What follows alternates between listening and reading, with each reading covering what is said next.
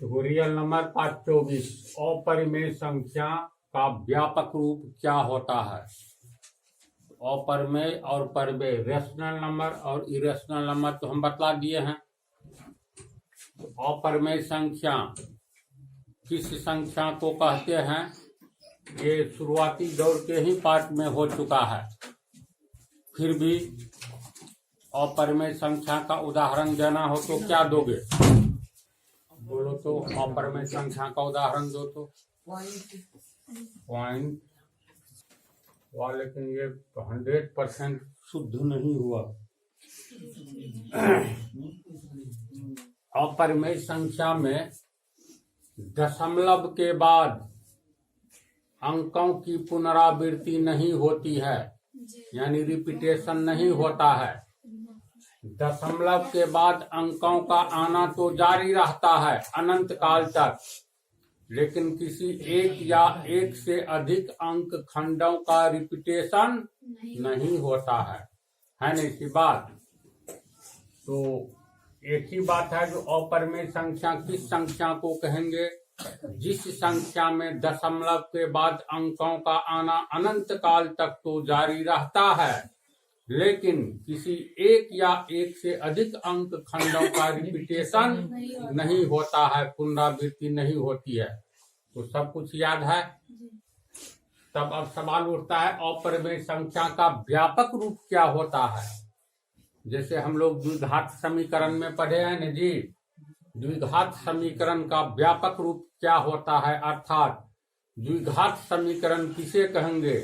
तो जो समीकरण ax² plus bx plus c बराबर 0 के रूप में हो, उस समीकरण को द्विघात समीकरण कहेंगे, जहां a का मान कभी शून्य नहीं होना चाहिए, शून्य छोड़कर जो भी हो, तथा a b c real number है। जिस रियल नंबर का 24वां पार्ट पढ़ रहे हो तो रियल नंबर क्या है ये सब याद है ना? हम लोग अपरिमेय संख्या यानी समझो लास्ट फेज में आ चुके हो, जितनी बात की जानकारी तुम लोगों को चाहिए अंतिम दौर में। तो कहने का अर्थ अपरिमेय संख्या का व्यापक रूप क्या होता है? कैसे एक ही बार में हम समझ लेंगे ये संख्या अपरिमेय संख्या है? तो किसी अभाज्य संख्या को अगर हम रूट में लिखते हैं तो वह अपरिमेय संख्या ही होगा। समझा? एक अपवाद है, एक को रूट में लिखेंगे तो बराबर एक ही होगा, इसीलिए एक जो है अपवाद है। एक को छोड़कर कोई भी संख्या जो अभाज्य संख्या होना चाहिए, यानी जो अपने से और स्वयं से तो कटे लेकिन किसी अन्य संख्या से नहीं कटे, ऐसी संख्या रूट में दे देंगे तो निश्चित तौर पर वह संख्या अपरिमेय संख्या ही होगा, इरेशनल नंबर ही होगा। हाँ, जो संख्या सिर्फ एक और स्वयं से कटे बल्कि किसी अन्य से नहीं कटे, वही संख्या न अभाज्य संख्या होती है। तो जैसे √2, देखो अभाज्य संख्या 2 है, 3 है, बोलते जाओ, तू ही लोग बोलो। 5 7 11 13 17 19 20 इसी तरह से है, तो कोई भी दे दो तो रूट में वह अभाज्य संख्या हो जाएगा। समझा? तो इसका अर्थ ये हुआ, ये तो बुक में है जी, लेकिन हमको 100% सही प्रतीत नहीं होता है। 10 क्या है? भाज्य संख्या है ना जी। तो 10 को अगर हम 10 को रूट में देते हैं तो ये भी अपरिमेय होना चाहिए कि परिमेय होना चाहिए? इसको देखो तो 2 गुने 5 लिख सकते हैं, √2 गुने √5, ये भी अपरिमेय संख्या, ये भी अपरिमेय संख्या। तो जो भी हो, जो बुक में है वही बात हम बोल रहे हैं, इसमें कोई कॉम्प्लिकेटेड मैटर नहीं बोल रहे हैं, जिसको समझना जरूरी है रूट पी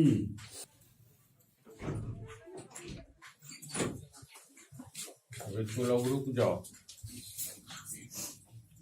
रूट पी अपरिमेय संख्या का व्यापक रूप है जहां पी लिखो तो इसको रूट पी अभाज्य अपरिमेय संख्या का व्यापक रूप है जहां पी एक अभाज्य संख्या है। तो बात सही है, रूट के भीतर पी कोई भी अभाज्य संख्या देंगे अभाज्य तो वह निश्चित तौर पर अपरिमेय संख्या ही होगा। निष्कर्ष ये हुआ, अगर हम जैसे रूट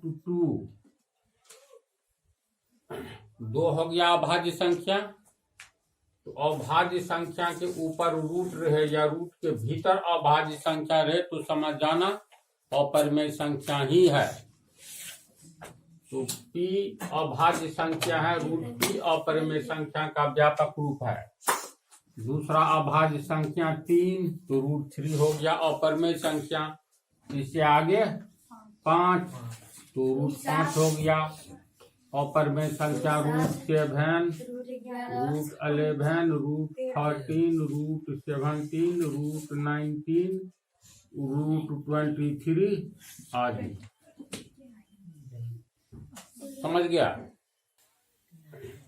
तो ये तो लोग समझ गया, रूट पी अपरिमेय संख्या का व्यापक रूप है जहां पी हमेशा अभाज्य संख्या होना चाहिए। तो इसका क्या अर्थ हुआ? इस सब का जो हम लोग वर्गमूल निकालेंगे, जैसे मान लो रूट 2, रूट 3, रूट 5, ये सब जो है ना, ये सब अपरिमेय संख्या है। तो इसका ये अर्थ हुआ, जब हम लोग लिखते हैं रूट 9, 3 गुने 3, जोड़ा में से 1 निकल गया, यानी 9 का वर्गमूल 3। तो इसका पूर्ण अंक में निकल रहा है, पूरा पूरी अंक में, लेकिन 7 का पूरा पूरी अंक में निकलेगा ही नहीं, अर्थात दशमलव आएगा।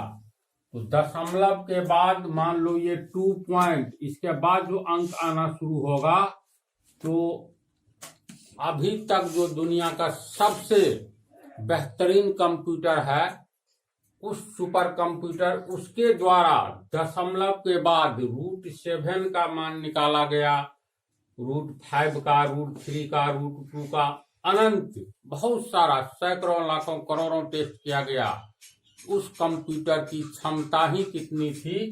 तो दशमलव के बाद 1 अरब अंक तक निकलता है। इसके बाद आगे का अंक निकालने के लिए ऐसा कंप्यूटर का ये ऐसा कंप्यूटर अभी नहीं बना है।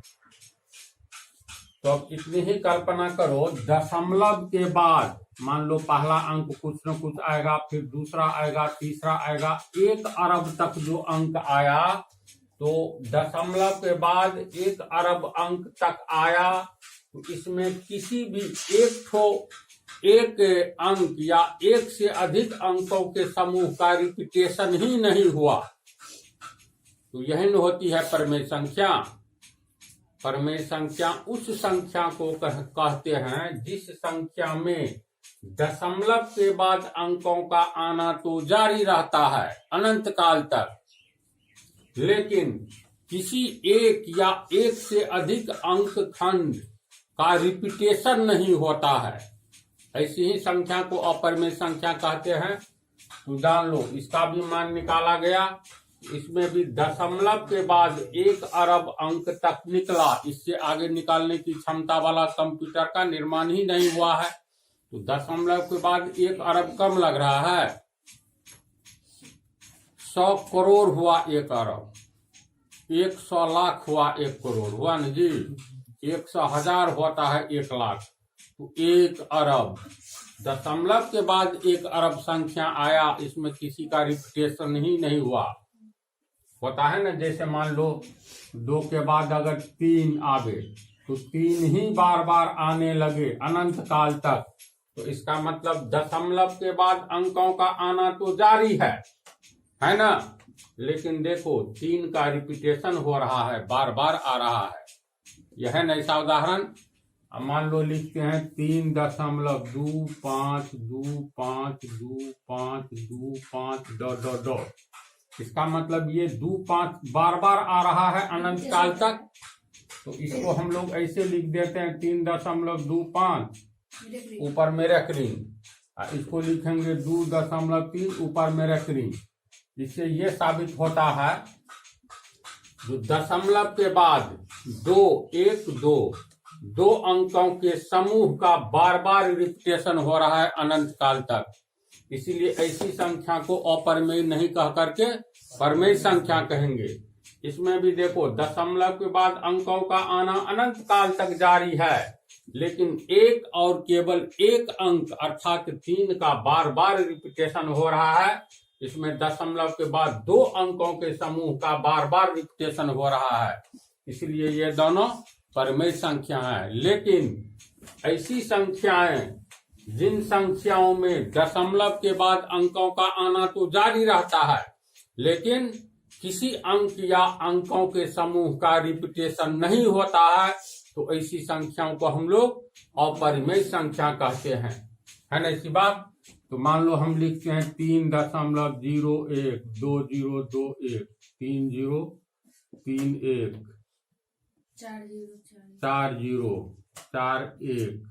4041 ... अपने पता चल गया होगा तुम लोग को। इसके आगे क्या लिखाएगा? अनंत, यानी अनंत तक लिखते चले जाना है। जिंदगी बीत जाएगी, अनंत वर्ष तक लिखती जाओगी। अरबों बार जन्म लेने पर 1 अरब वर्ष जीवन दे दिया जाए तो पर भी आगे में क्या लिखाएगा पता चल रहा है ना। 0 1 बार आया, दूसरी बार में 2 0 2 1, तीसरी बार में 3 0 3 1, चौथी बार में 4 0 4 1, इसका मतलब 5 0 5 1, 6 0 6 1, 7 0 7 1, 1 करोड़ 0 तो 1 करोड़ 1 अंत है इसका। कहीं बतलाओ किस अंक का रिपीटेशन हुआ है? बोलो। किसी का रिपीटेशन हुआ ही नहीं। ऐसा नहीं लगता है 0 आया है? नहीं ना। दशमलव के बाद 0 1 का रिपीटेशन है? नहीं है। देखो ये 0 0 1 1 है, 0 0 1 1 है ना। रिपीटेशन का अर्थ होता 3.01010101 ... तो इसको हम लोग लिखते 3.01 पर रख दी। या मान लो इतना का ही रिपीटेशन होता 3.010011, इसी का रिपीटेशन होगा तो फिर लिखाएगा 0.010011। और सॉरी दशमलव नहीं, मतलब यही बात 010011। इसमें क्या लग रहा है? किसका रिपीटेशन हो रहा है? देखो इतना का रिपीटेशन हो रहा है। 1 2 3 4 5 6 6 अंकों के समूह का रिपीटेशन हो रहा है, इसलिए इसको हम लोग ऐसे लिखेंगे। लेकिन इन संख्याओं में किसका रिपीटेशन हो रहा है जो अनंत की ओर भागा है? किसी एक या एक से अधिक अंक खंड का रिपीटेशन लग रहा है तो बतलाओ, शंका दूर हो जाएगा। नहीं ना लग रहा है तो ये हो गया अपरिमेय संख्या, है ना। इसे क्यों नहीं हम लोग अंश बटा हर अर्थात P/Q के रूप में लिख सकते हैं? बोलो। यहाँ बाप का माँ का पते नहीं है तो बेटा बेटी का कहाँ से जानकारी मिलेगी? है ना। ये अंश पता चलेगा तब ना हम लोग हर की जानकारी ले सकते हैं। जैसे 0.5 इसमें अंश क्या है? अंश हो गया 5, दशमलव के लिए 1 तो अंक है तो 0। अंश बटा हर यानी P/Q के रूप में इसको हम लोग लिख सकते हैं। लेकिन इसमें P अर्थात अंश है, ये तो अनंत की ओर भाग गया है। अगर एक अंक खंड का रिपीटेशन होता, एक अंक का या एक से अधिक अंक खंड का, तब ये परमेय संख्या हो जाता और ऐसी स्थिति में ये अंश बटा हर के रूप में लिखा जा सकता था। जैसे ये है ना, अगर कहेगा 5.3 रेकरिंग, बोलो इसमें अंश क्या है? 5.3। 5.3 है। मतलब 53 है पर तुम लोग भुला गए हो, इसको P/Q के रूप में कैसे लिखेंगे? नहीं भूला है, लिख लोगे, ठीक है। इसको ये P/Q के रूप में हमको लिख करके दिखलाओ तो देखें किसको याद है किसको नहीं। चलो देखो तो तुम लोग तुरंत भुला गए हो। 5.3 है ना, 3 पर है रेकरिंग, ये परमेय संख्या हो गया। इसको इसको P/Q यानी अंश बटा हर के रूप में कैसे लिखेंगे? तो इसको हम लोग कितना लिख सकते हैं? 5.333 लिख सकते हैं। क्वेश्चन हम लिख देते हैं, ठहरो। चलो पहले देखते जाओ तो इधर 5.3 ऊपर में रेकरिंग है, तो इसको हम लोग इस रूप में लिख सकते हैं। जी। फिर इसको कैसे लिख सकते हैं? 5.3 इतना लिखा जा सकता है। बोलो हाँ। क्यों लिखा जा सकता है, ये बोलो। इसको जोड़ेंगे तो इतना आ जाएगा ना। आ जाएगा, दशमलव वाला जोड़ आ रहा है। अब जो है मान लो, माना कि 0.3333 ... बराबर x, ऐसे माना कि x बराबर 0.3333 ... ठीक है। दोनों ओर 10 से गुना कर देंगे तो समीकरण अप्रभावित रहेगा। इक्वेशन में तो तुम लोगों को ईख का रस जो निकाला जाता है ना, मतलब ईख का रस निकालने के बाद बच जाता है। ये ईख का डंठल एकदम जिसमें कुछ नहीं है, कोई ऐसा आ गया जो रे नहीं है तो पर भी इसी को दो, एकदम मतलब पीस पास करके इसको एक गिलास रस निकाल देता है। तो इस तरह ये बेस ऑफ अलजेब्रा पीस करके बतलाए हैं। तो समीकरण तुम लोगों का काफी स्ट्रांग होना चाहिए। अब इसमें अगर 10 से पहले बराबर के पहले 10 से गुना करेंगे तो बराबर के आगे भी 10 से गुना करेंगे, ये कितना हो गया? 10x बराबर दशमलव आगे चला जाएगा 3.333 ... होगा। बोलो यहाँ पर समझी?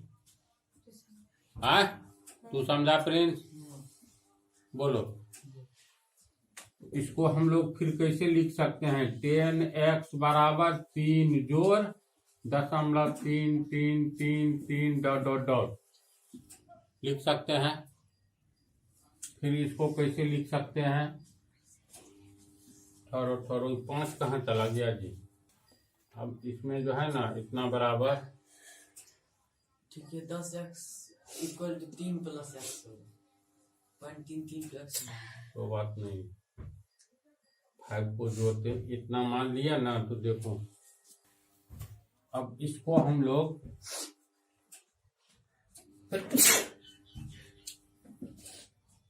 इसको कैसे लिख सकते हैं? इसी को 5 जोड़ इसको तो हम लोग x मान लिया है ना। 5.3 x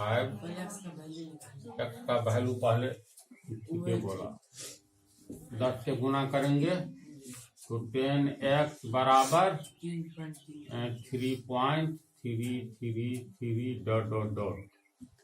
बोलो आगे। 10x equal to 3 plus x होगा इतना।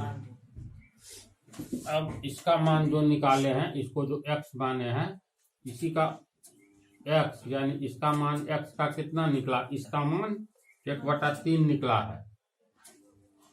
है इसी बात। जैसे तू लोग इसको समीकरण 1 मान लो, x बराबर इतना निकला ना, इसीलिए x माने हैं किसको? इसको माने हैं। तो 0.3333 ... का मतलब हुआ 1/3। अब इसको और 0.3 इसको समीकरण 1 मान लेते हैं। इतना को तोड़े इतना, यानी यही आ रहा है, समझा इतना। तो अब इसका मान यानी समीकरण 1 में 0.3333 डॉट डॉट डॉट का मान बैठा दो, तो बैठा देंगे तो कितना होगा। समीकरण 1 में का मान रखने पर समीकरण 1 क्या है, 5.3 रेकरिंग बराबर 5 जोड़ 0.3333 डॉट डॉट डॉट बराबर 5। इसका मान कितना आया है देखो तो, 1/3 आया है। 1/3 5 दिया 15 जो 1 बराबर 16/3। अंश बटा हर हो गया, समझा इसको। फिर उतारो तो।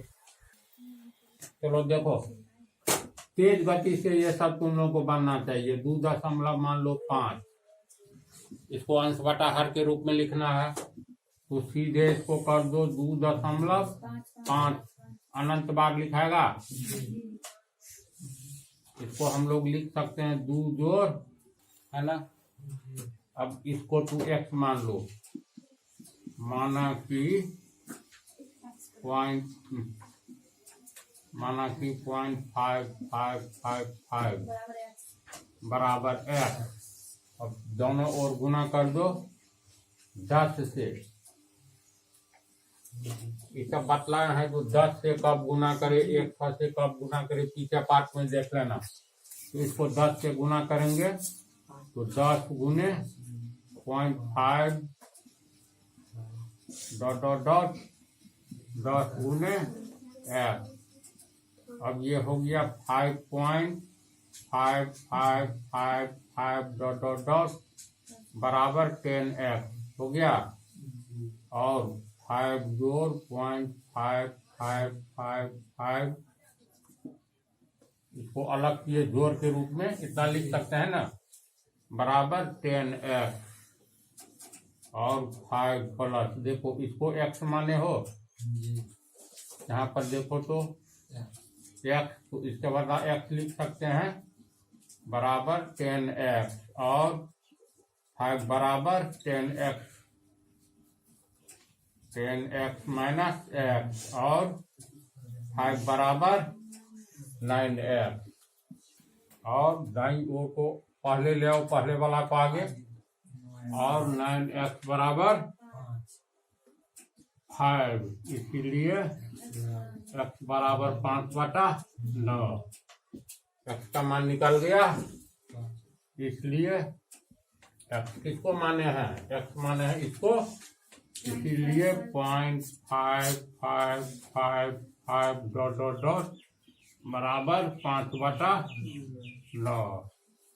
अब 0.5555 डॉट डॉट डॉट का मान समीकरण 1 में रखने पर, समीकरण 1 किसको मानोगे, यहीं पर मान लो इसको। ये जो हम लोग लिख रहे हैं इतना के लिए, यानी इसको हम लोग 2.5 इसको इतना लिख सकते हैं, है ना।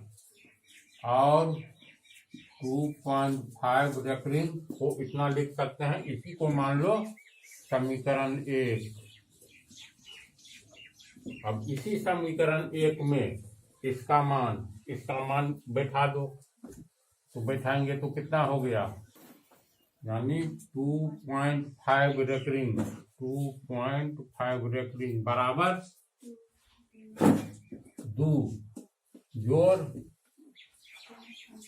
जोड़ ये है 0.555 रेकरिंग बराबर 2 जोड़ इसका मान कितना निकला है, इसका 5/9, तो 5/9 9 दूनी 18 जोड़ 5 9 लघुत्तम लिए तो 18/5 23/9, यानी इसको हम लोग अंश बटा हर के रूप में P/Q के रूप में लिखेंगे तो 23/9 आंसर आया।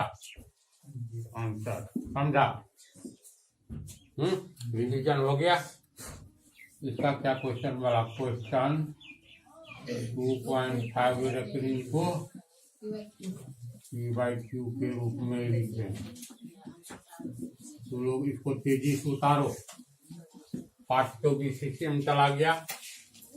बतलाना था इरेशनल नंबर पर थ्योरम, जो पार्ट 25 में बतलाएंगे। वेरी इंपॉर्टेंट थ्योरम, और इसी थ्योरम को जानने पर ये साबित कर सकते हो। मान साबित करेंगे रूट 3 एक ऑपरमेशन क्या है, रूट 5 एक ऑपरमेशन क्या है। जो नेक्स्ट पार्ट में ये थ्योरम बतलाएंगे। चलो इसको उतार लो।